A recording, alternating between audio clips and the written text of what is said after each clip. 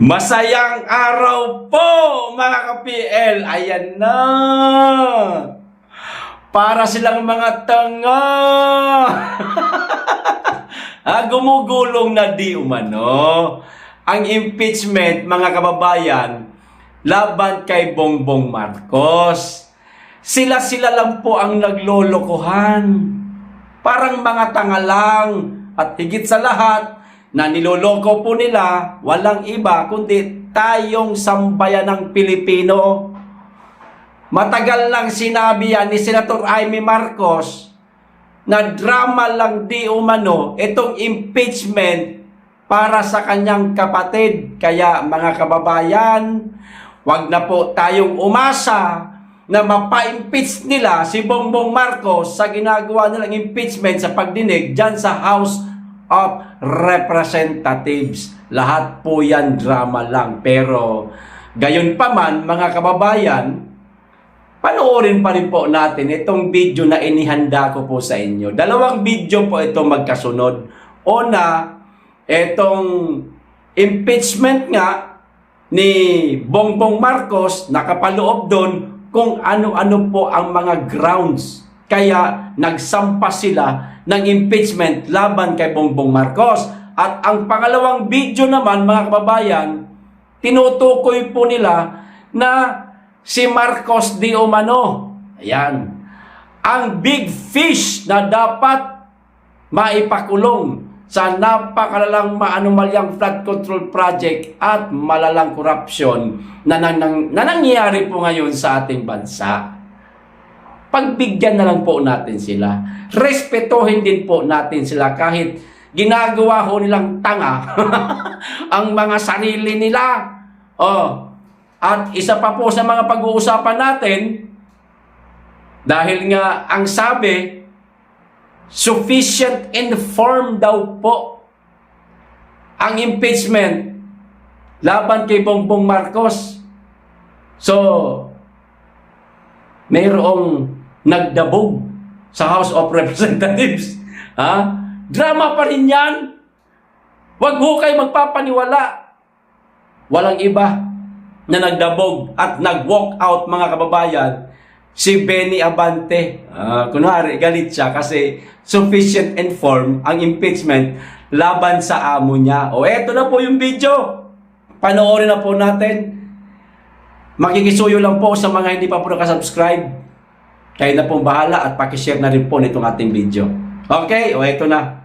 Lahat po ng aking nabanggit ay malinaw na ginawa po natin kasama ang complainant para po matuloy ang impeachment complaint ng atin pong private citizen na si Attorney Andre De Jesus. Nakapaloob po dito ang 5 argumento na kung saan ito po ang gustong malaman ng taong bayan na kung saan ang problemang kinakaharap na to ay pinangungunahan ng ating presidente. At sa limang arguments po, nakapaloob dito ang tatlong grounds, kasama ang graft and corruption, pag-benefit mula sa mga kickbacks na nakalink sa mga budget insertions at ghost projects, ang pagbuo ng ICI o Independent Commission for Infrastructure upang magamit na depensa sa mga political allies na sangkot sa mga anomalyang flood control projects. Pangalawa, ang culpable violation of the Constitution, ang pagpayag na isurrender ang dating Pangulong Rodrigo Duterte sa ICC o International Criminal Court na walang due process sa ating sariling bansa. At ang pangatlo, ang betrayal of public trust, ang hindi pagbito sa mga program appropriations at special provisions nito sa ating mga national budget. Ang di umanong paggamit ng droga ng Pangulo at unfitness upang mamuno, kasama rin po dito. So, Madam Speaker, Madam Chairman, naniniwala po ako na ang verified complaint ng atin pong private individual na si Attorney Andre De Jesus ay sufficient informed. Wala tayong nakikitang dahilan para ibasura ng komiting ito sa napakaagang yugto at hindi pa abutin sa hearing. Nariyan lang sa tabi, nakatago sa publiko ang dalawang opisyal na merong mga resibo at ledger na magpapatunay sa direktang papel ng Pangulo, pagtanggap niya ng kickback at kung paano ginamit at saan napunta ang pondo. Maaari silang pasalitain sa pagtuloy-tuloy ng impeachment proceeding na ito. Tinutukoy ko sina former Executive Secretary Lucas Bersamin at Undersecretary Adrian Bersamin. Ito ang buong katotohanan. Si Pangulong Ferdinand Bongbong Marcos Jr. ang pinakamalaking isda sa flood control corruption scandal. Ginawa niyang command center ng organized plunder ang Malacanang.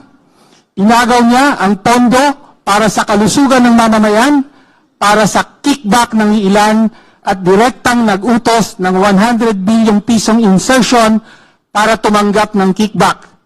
Malubhang pag-abuso ito sa kapangyarihan ng pagkapangulo at pagtaksil sa tiwalang ipinagkaloob sa kanya ng mga Pilipino. Dapat siyang ma-impeach. Maraming salamat po, Madam Chair. Ang sarap pakinggan, ano, mga kababayan? Akala siguro nila mapapaniwala tayo sa mga ginagawa nilang drama sa impeachment kay Bongbong Marcos. Hindi nyo kami mapapaniwala. Nagsasayang lang kayo ng pera. May gastos yan, mga kababayan. Malaki gastos dyan. Para sa akin, ha, eto, opinion ko ito, no? Namemera lang yung mga yan. Nagsasayang lang ho sila ng budget. Sa totoo lang, walang mangyayari ho dyan. Palabas lang po ito. Bakit? Bakit ko po nasabing palabas lang ito? Kasi ang isusunod po nila nito, mga kababayan, impeachment naman kay Inday Sara. Ngayon, kung halimbawa po na mapa-impeach ang isang Inday Sara, parang hugas kamay ito. O ayan ha, wala na kaming kasalanan. Bakit na-impeach si Inday Sara? Kasi meron siyang grounds. Pinai-impeach din naman natin si Pangulong Marcos. Kaso, talagang hindi napatunayan kahit na sufficient informed. Drama lang ho yan, mga kababayan. Para lang kuno na handa silang ipa-impeach si Bongbong Marcos at handa nilang ipa-impeach si BP Inday Sara kasi nakitaan di umano nila ng merong mga malalalim na grounds. Pero ang talagang ninanais nila na mapa-impeach nila, mga kababayan, walang iba kundi ang ating pangalawang Pangulo. Etong ginagawa ho nila, drama lang po ito, mga kababayan. O ngayon, basahin ko naman po etong mula po sa balita, mga kababayan, kung gaano po karami ang nakuhang boto para ideklarang sufficient informed. Tsaka po natin basahin yung pag-walk out ni Abante. O, sa mga hindi nakapanood kanina, o ito po. O, unang impeachment complaint versus PBBM, dineklarang sufficient informed ng House panel, mga kababayan. Sa botong 46-1-1, dineklarang sufficient informed ng House Committee on Justice ang inihaing impeachment complaint ni Attorney Andre De Jesus laban kay President Bongbong Marcos.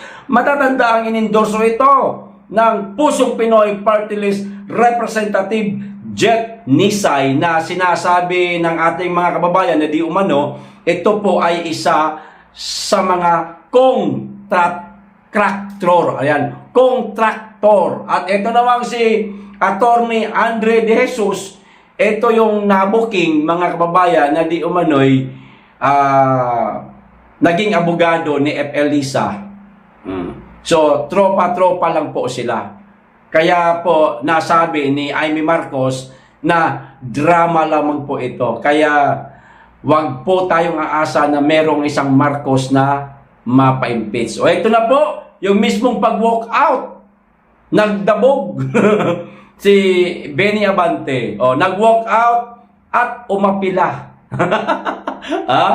Umapila at nag-walk out si Manila Representative Benny Abante sa pagdinig ng House Justice Committee sa impeachment complaint laban kay President Bongbong Marcos. Nagdabog-dabugan, nag-walk out itong mama, mga kababayan.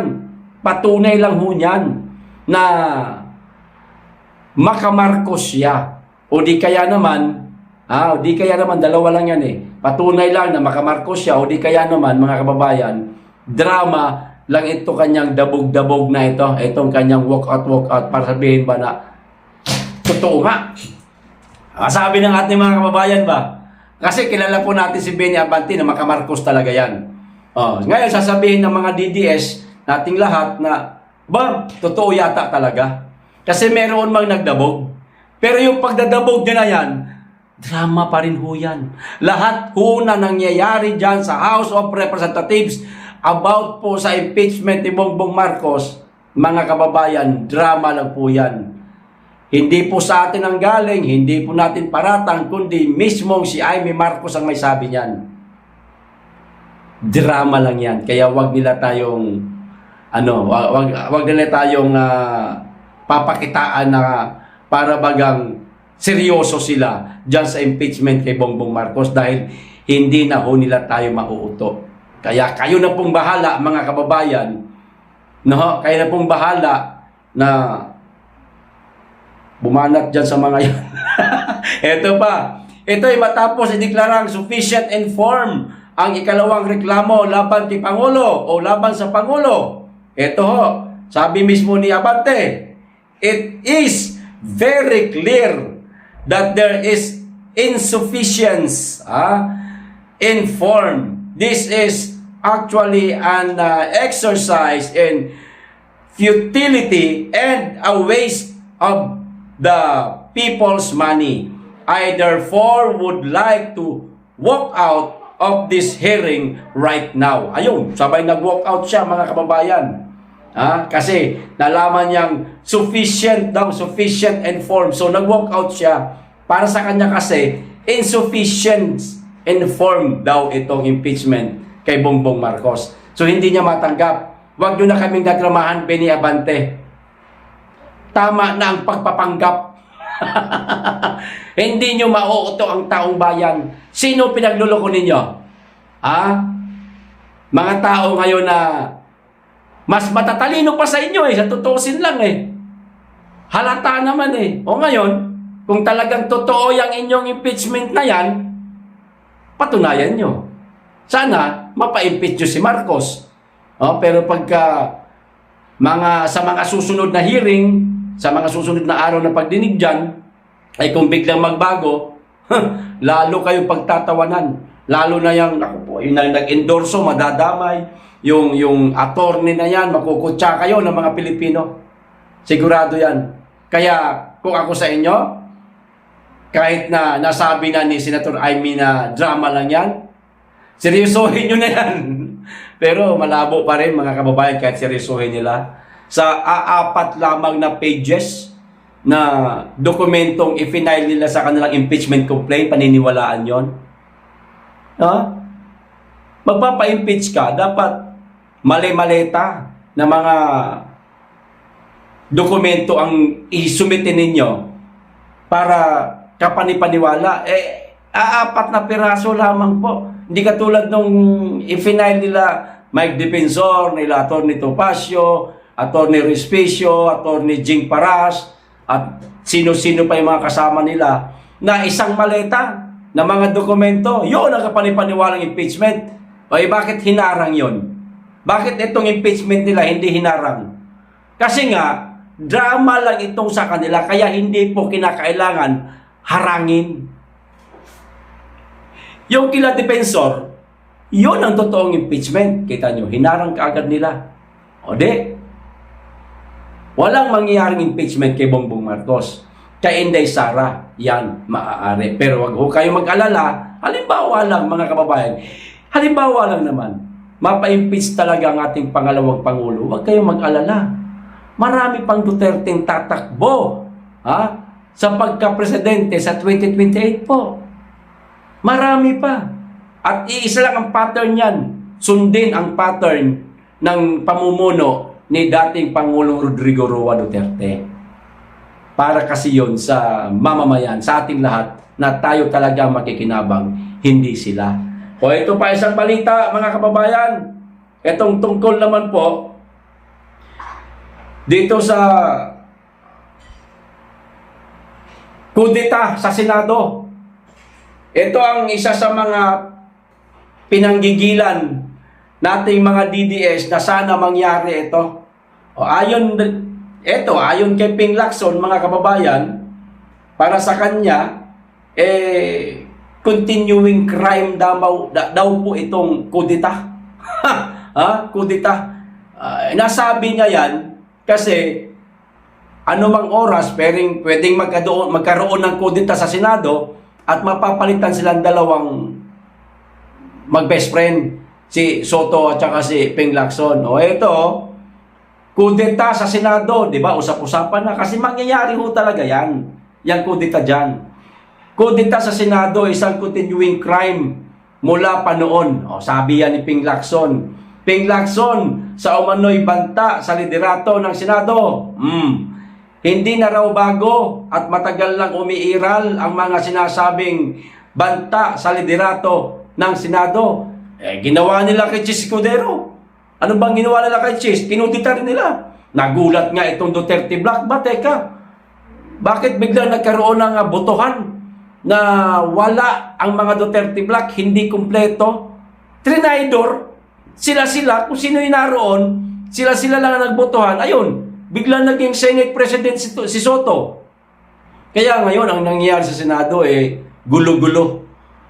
Ito ang giniit ni Senator Ping Lacson, kasunod ng mga kumakalat sa social media na nagsasabing mayroon o manong nalalapit na pagbabago sa pamunuan ng Senado at posibleng pagpalit ng panig ng ilang senador mula sa mayorya. Ganun talaga. Magpapalit talaga. Tatalon talaga yung mga nasa mayorya, tatalon yan sa minorya kasi hindi nila nagugustuhan ang pamumuno ngayon ng kasalukuyang Senate President, lalong-lalo na sa BRC. Investigasyon sa flood control, walang silbi, inutil. Ping Lacson, Soto, dapat kayong mawala dyan sa Senado. Dapat lang na magkaroon ng kudeta, mapalitan ang liderato ng Senado para mawala na kayo dyan, mga animal kayo. Wala kayong silbi. Ako sa inyo, sa susunod na halalan, huwag na kayong tumakbo. Hindi rin naman kayo mananalo. Kasi ngayon, nang kayo ang humawak dyan sa Senado bilang isang Senate President si Tito Soto at chairman naman ng Senate Blue Ribbon Committee, pinakamalakas na komite sa Senado, walang silbi, walang kwenta, inutil. Lumayas kayo dyan. Wala kayong kwenta. Hindi kayo para sa bayan, hindi kayo para sa taong bayan, kundi para lang sa sarili ninyo. Ang saloobin namin Yan ang nakikita namin. Karapatan namin sabihin yan. Demokrasyang bansa tayo. Ayon kay Lacson, ang ganitong mga aligasyon ay hindi na dapat ikagulat dahil paulit-ulit na itong lumilitaw sa tuwing may tensyon o intriga sa loob ng Senado, lalo na kapag may usap-usapang hindi umano kontento ang ilang senador sa pamumuno ni Tito Soto. Sa'yo na mismo nang galing. Ping Lacson, sa'yo na mismo nang galing na merong kasama ninyo sa mayorya na hindi kontento sa pamumuno ni Ping Lacson. Ping Lacson, Tito Soto, yan. Sa'yo na nang galing yan, Ping. Hindi na sa taong bayan. Kahit mismo ang taong bayan, hindi rin nagugustuhan ang pamumuno ni Tito Soto.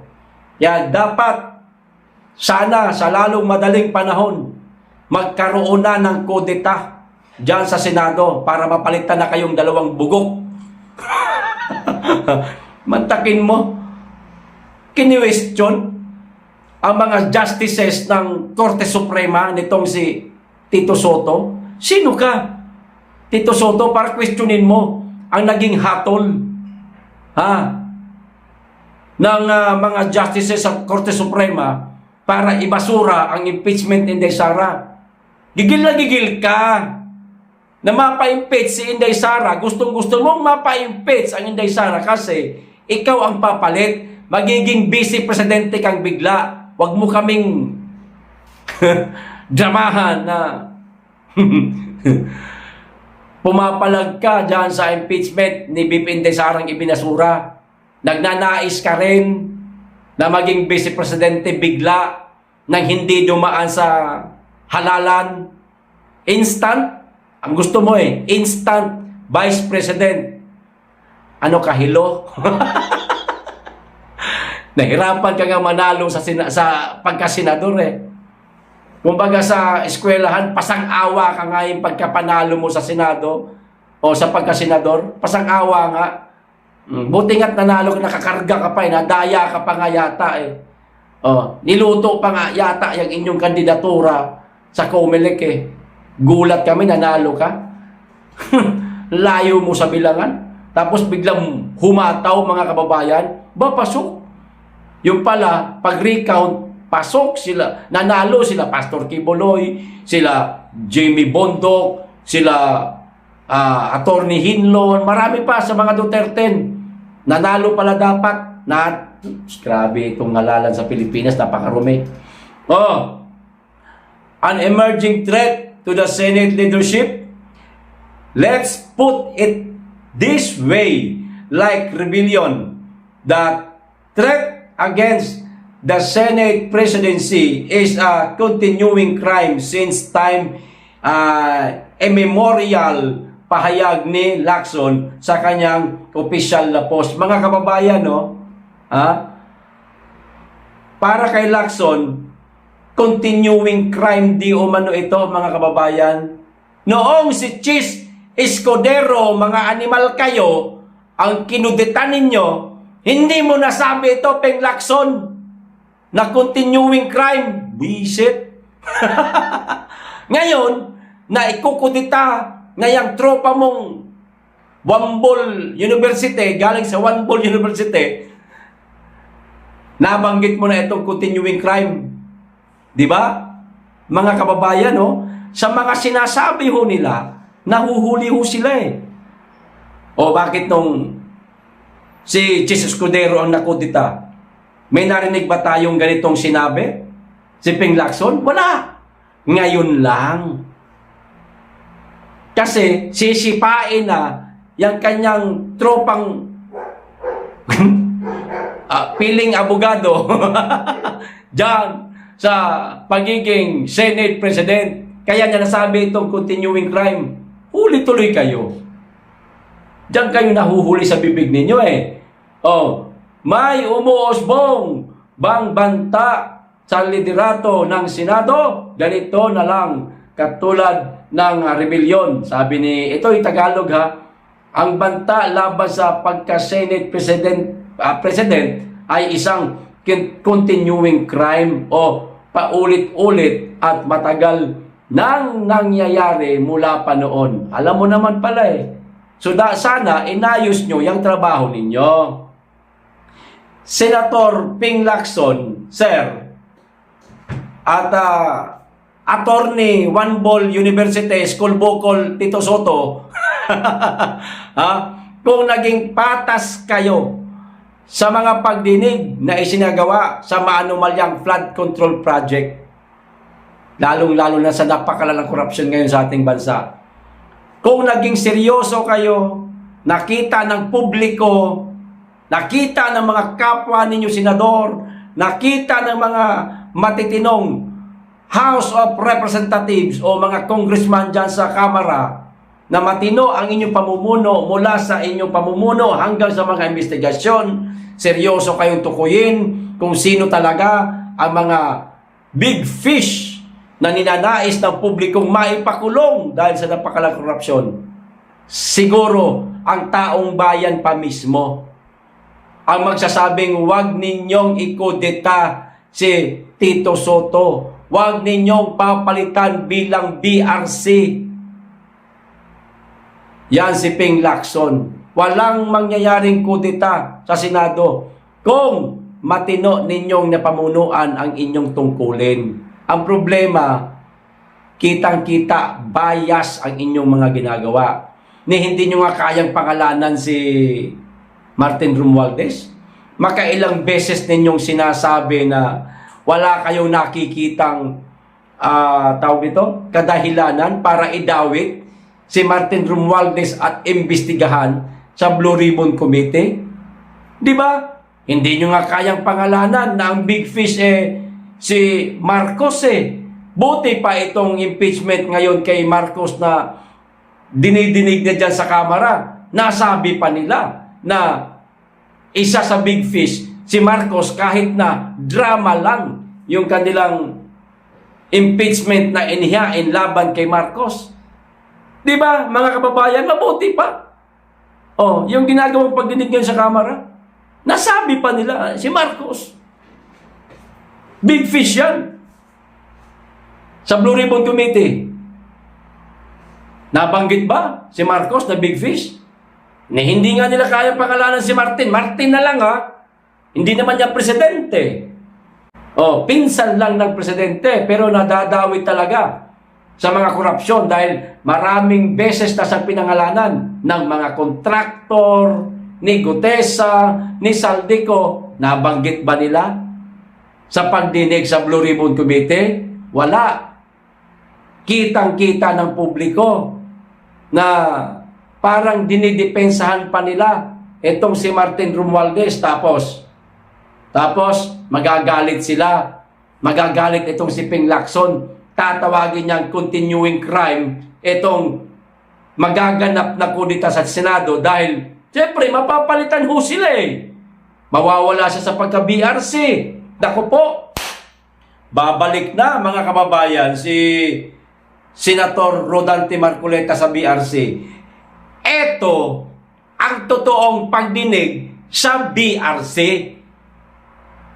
Pag si Senator Rodante Marcoleta na ang magiging chairman. Siyempre mapapalitan po ang liderato ng Senado. Hindi pa po natin alam kung sino. Meron pong usap-usapan na babae di umano, mga kababayan.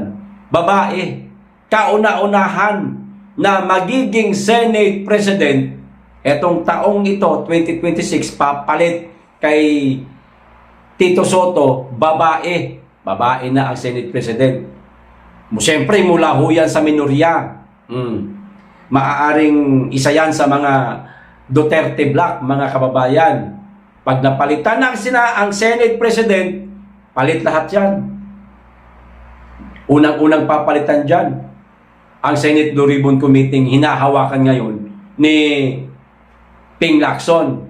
Maaaring maibalik si Rodante Marcoleta at maaaring kalkalin ulit, paimbestigahan ulit ni Senator Rodante Marcoleta ang maanumalyang flood control project na hindi nila kayang pangalanan si Martin Romualdez at saka si Bongbong Marcos. Lahat yan, mga kababayan, mapapangalanan. At diyan pa maaari uli lulutang ang Gutesa sa Blue Ribbon Committee kapag kasi Rodante Marcoleta na ang magiging chairman. At hindi lang si Gutesa, mga kababayan, marami pa po mga naging kasamahan ni Gutesa di umano nung nagdi-deliver ho sila ng maleta. Naku po, maglulutangan yan. Lalabas po yan sa pagdinig ng Senate Blue Ribbon Committee kapag kasi Marcoleta na ang mamumuno o ang chairman. Ito ang totoong laban. Laban po ito, hindi lang po ng mga senador, ng mga tawagin na lang po natin Duterte Black, kundi laban po ito ng bawat Pilipinong nagnanais po na makamit ang hustisya, matukoy kung sino ang pinaka-mastermind nitong napakalalang korupsyon na nangyari po sa ating bansa. Sa mga pagkakataong ito, dagdag ko lang mga kababayan, akin lang naman to. Alam na po malamang yan ng Palasyo Malacanang na magkakaroon na po ng kudeta. Alam na ho nila yan. Hindi ho natin pabatid na baka nga ginagapang na yung iba dyan Ginagapang na ng administrasyon para wag bumaliktad, para wag ikudita si Soto. Bakit? Kinakailangan po nilang pigilan na itong kudeta na ito, mga kababayan. Nag-iisip na ngayon yan sila kung paano nila mapigilan itong kudetang ito. Kasi oras na matuloy itong kudeta dyan sa Senado, mga kababayan, posible pong lumayas na yan si Bangag. Lalayas na ho ng Pilipinas yan. Lalayas na din po yan si Martin Romualdez. Lahat ng sangkot po dito sa napakalalang korupsyon, sa maanomanyang flood control project, mga kababayan, lalayas na yan. Hindi lamang po yung mga kontraktor. Baka pati yung mga kontraktor talagang totoo. At yung iba pang mga kongresista na dating bata ni Tambaloslos na ngayon hindi na nanalo dahil nga hindi na ibinoto ng kanilang mga constituents dahil nga galit sila sa ginawa nila sa mga Duterte, lalayas na rin yan, mga kababayan. Kasi tutuhanan na ang mangyayaring pagdinig sa Senate Blue Ribbon Committee. Lahat huyan sila. Maaari pong maipakulong. Baka eto na po ang pagkakataon nating lahat, mga kababayan, na naghahanap ng hustisya, na makamit na po natin ang hustisya. Etong pagkakataon na ito. Kasi pag nag-iba na po ang liderato ng Senado, malaking puntos ho yan. Malaking bagay ho yan. Kasi sa ngayon, ang Speaker of the House at ang Senate, mga kababayan, dikit na dikit ho sila. Lahat po yan mga tuta ni Marcos. Lahat po yan mga tuta ni Romualdez. Pag napalitan po ang Senate President, marami ng kakabahan. Sigurado ako, magsisipaglayasan yan. Mangyayari ho yan etong taong ito, mga kababayan. Tandaan nyo po yan. Etong taong ito, napakalaki po ng pagbabago sa Senado at sa gobyerno ni Marcos. Baka nga, gamitin pa ni Marcos na dahilan yung kanyang sakit para lang maka-exit. Di niyo napansin? Ngayon pa lang, nagdadrama na sila. Pati yung sakit ni Marcos, pwedeng masabing drama lang ho yan. Bakit? Wala sila maipikitang medical report o record ni Bongbong Marcos. Hinihingi ng taong bayan. Merong lumabas mula di umano sa St. Luke's, pinasinungalingan nila. Hinihingi ng taong bayan yung medical record ni Bongbong Marcos tungkol sa kanyang sakit. Wala silang maibigay. Maaari pong drama lamang ho yan, mga kababayan, para gamitin po nila yung exit plan. Yan ang pinaka-exit plan nila. Kunwari lumala na yung sakit ng presidente, iba na ang Senate President. Ginigisa na sila dito sa Senado, sa Senate Blue Ribbon Committee. Ngayon biglang sasabihin, halimbawa lang naman ito senaryo lang ito na maaaring mangyari.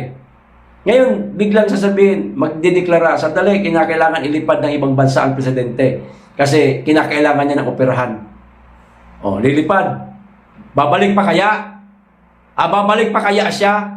Malamang hindi na. Kasi dinudurog na siya sa Senate Blue Ribbon Committee. At tutukuyin ng siya, isa sa mga mastermind o big fish na dapat maipakulong.